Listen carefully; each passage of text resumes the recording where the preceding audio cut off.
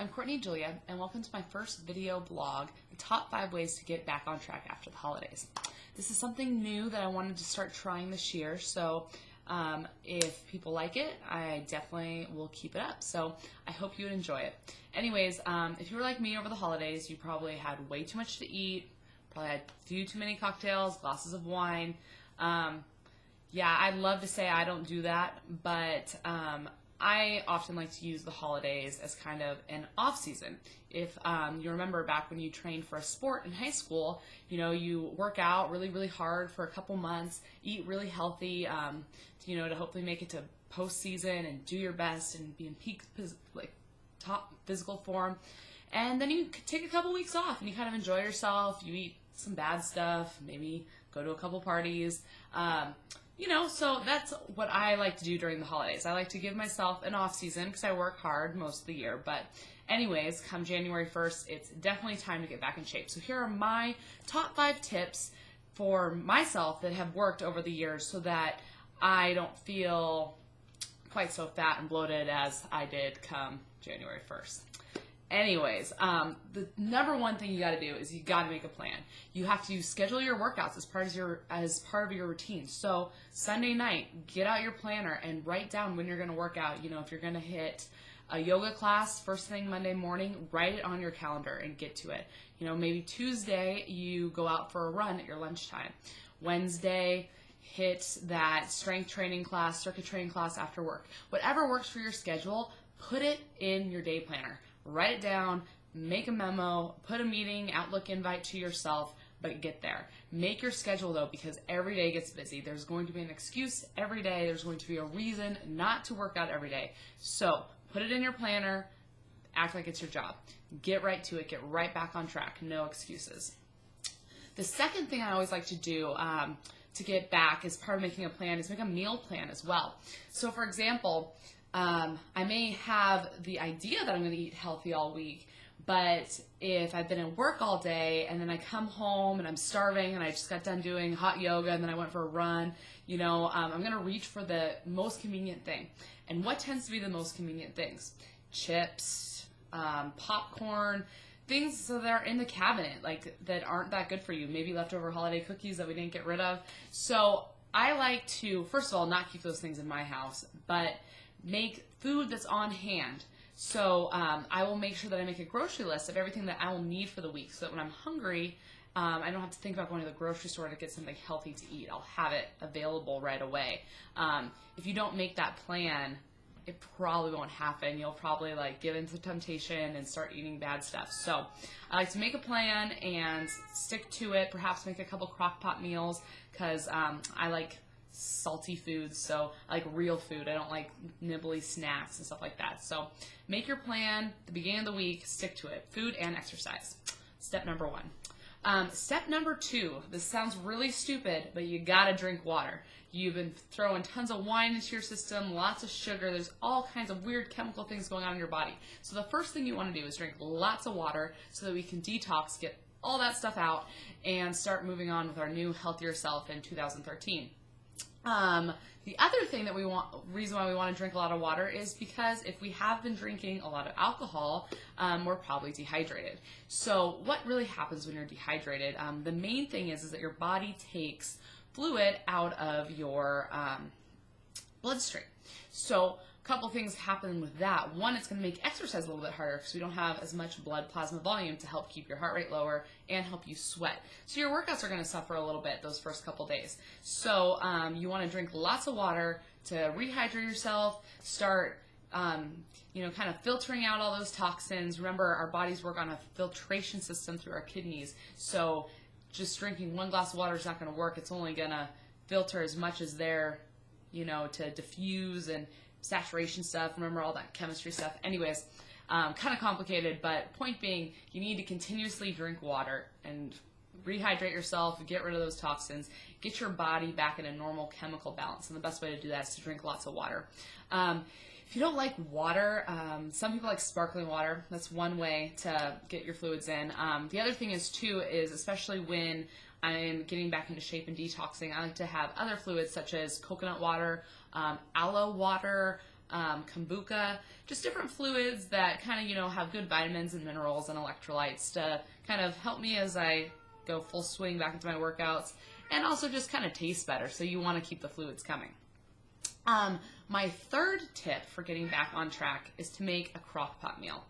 I love my crock pot. It's so easy to use, but the best thing about the crock pot is that it makes it in high volume. So you don't have to cook later on. If you get busy throughout the week, you have your meal that maybe you made one time in the morning, which is pretty quick. You just chop up a couple of vegetables, throw it in, chop up some chicken, throw it in, sprinkle a little spice here and there, whatever you're making. I also have quite a few meals on my website, masteringhealthandfitness.com.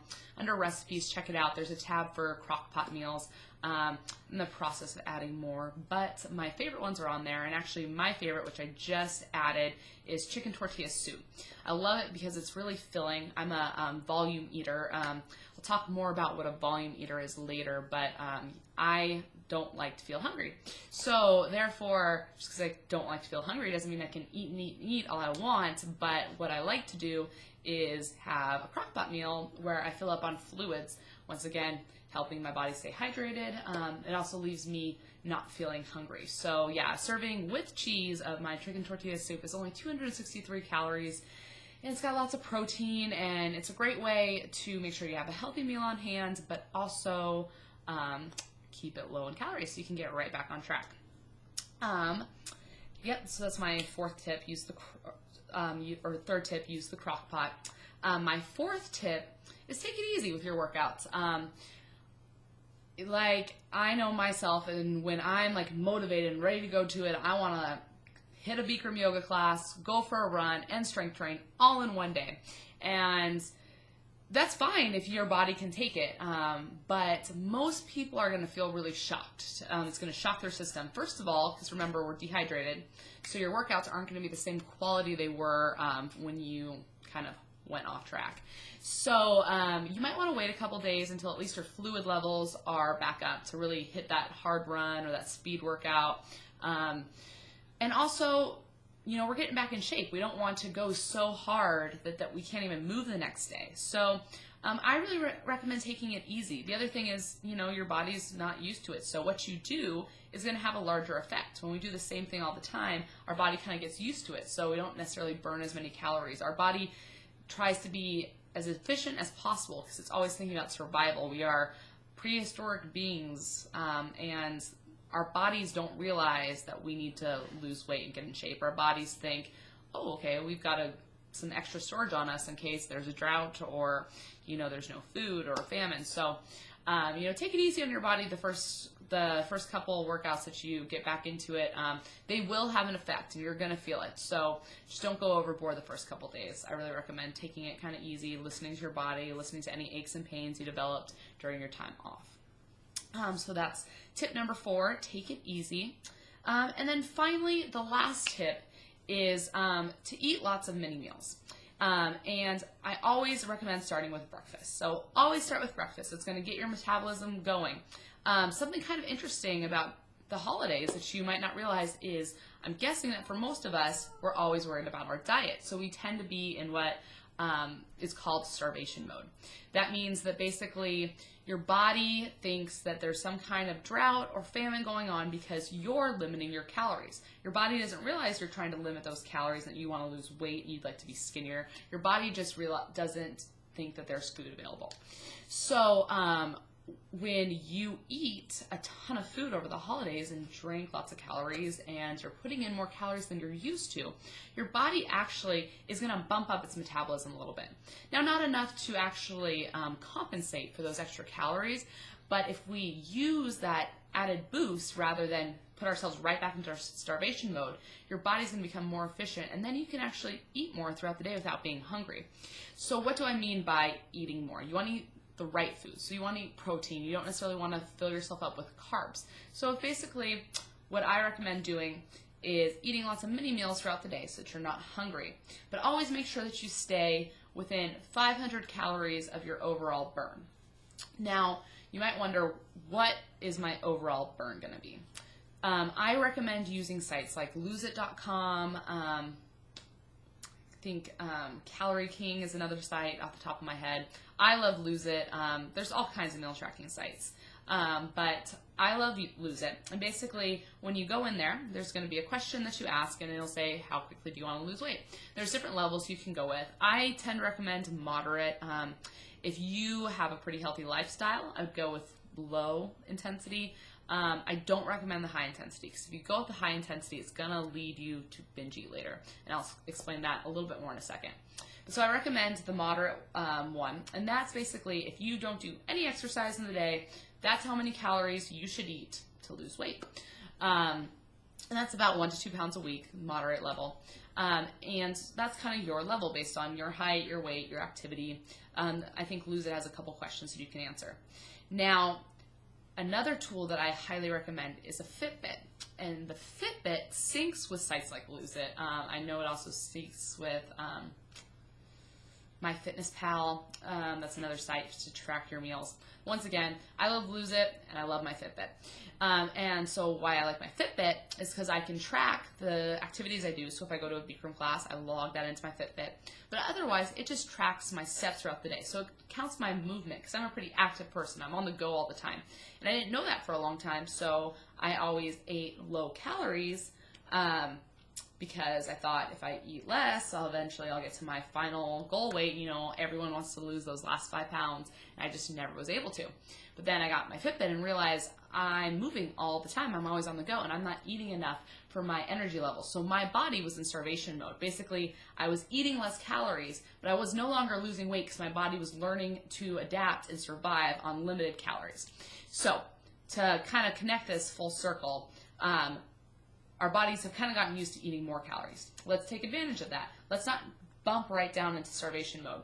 Let's continue to eat not as many calories, because obviously we're eating way too many. But let's eat an appropriate amount for us to lose weight, but the right foods, so that our body continues to burn that fuel and build protein and re-energize ourselves after our workouts. And that kind of magic number that I find is within 500 calories of what you burn versus what you take in. So the Fitbit and the Lose It are great tools to keep you accountable for that. You can also find lots of sites online to go and determine what your magic number is.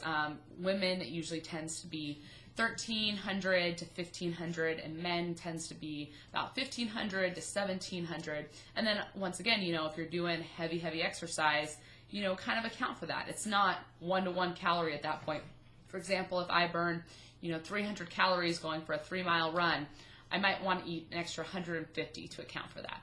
That way I'm always working to get back on track and lose that holiday weight, but I won't be putting my body back into starvation mode, and I also won't be set up to binge eat. If I found, for me, when I meal track and use my Fitbit, that if I start to fall below a calorie deficit of 500 calories a day, I most likely always end up binge eating, especially on the weekend. Once you throw a couple more glasses of wine back, or you're going out to eat dinner, it becomes harder to make good choices. So if I stay within that 500 calorie range, I tend to be able to say no to temptation, or just not be hungry and get the munchies after I've had a couple glasses of wine or something like that.